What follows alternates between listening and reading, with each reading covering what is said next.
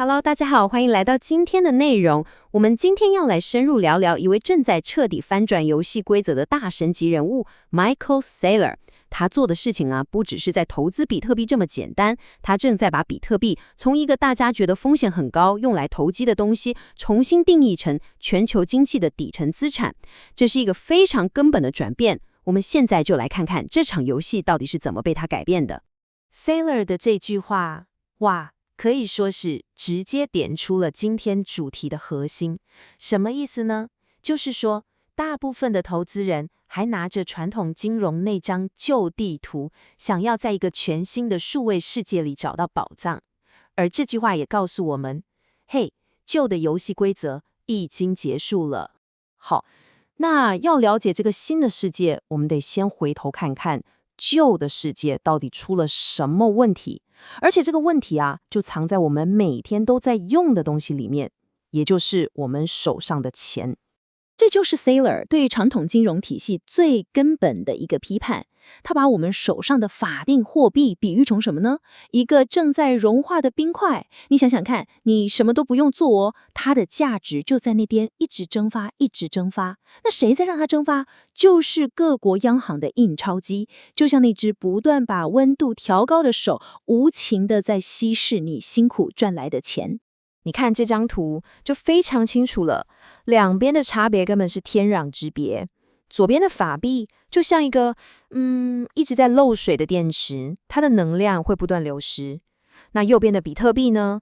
它就是人类历史上第一个真正封闭的能量系统，它有绝对的稀缺性，所以能够完美的保存经济价值。这就是我们今天故事的核心冲突点。那么到底是谁看穿了这一切？就是我们今天的主角 Michael Saylor。不过啊，要了解他，你千万不能把他当成一个普通的投资人，你必须把他看作一位工程师。他的背景真的塑造了他非常独特的视角。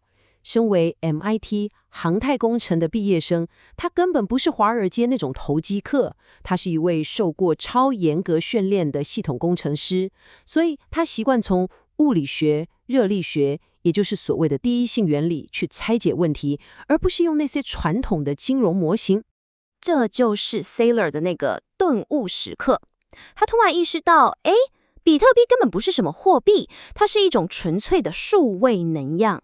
它被数学跟物理定律牢牢地保护着，是一种完美的、没人可以篡改的系统，专门用来储存我们人类的经济产出，而且完全不受任何中心化机构的干扰。好，有了这个理论上的突破之后 ，Saylor 接下来做的事情，可以说是美国企业史上最猛也最大胆的实际行动了。他把自己创办的软体公司 MicroStrategy 彻头彻底地改造成一个前所未见的东西。它不再只是一间卖软体服务的公司了，它摇身一变成了一个专门为比特币设计的金融载体，一个比特币资金库公司。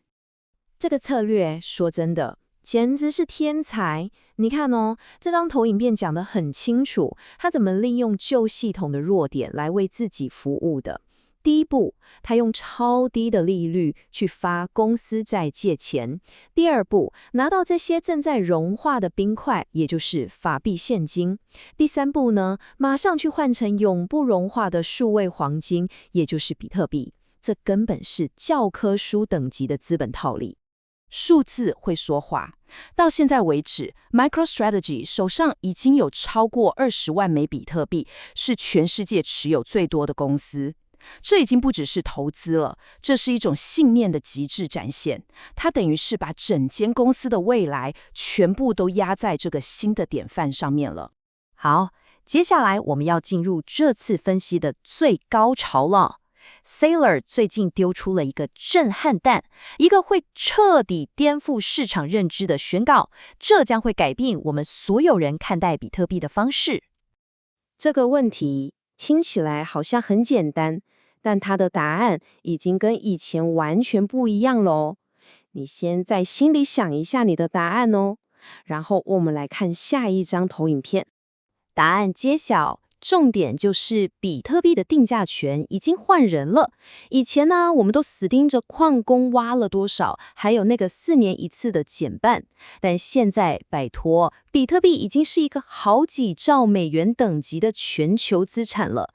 你看，每天流入那些现货 ETF 的好几亿美金，华尔街那些大机构的配置需求，还有整个银行体系的信贷扩张，这些钱就像洪水一样，那个规模早就远远超过矿工那一点点微不足道的产量了。那风险在哪里？Saylor 觉得大家最怕的那个价格暴跌根本就不是风险，那只是市场在呼吸而已，很正常。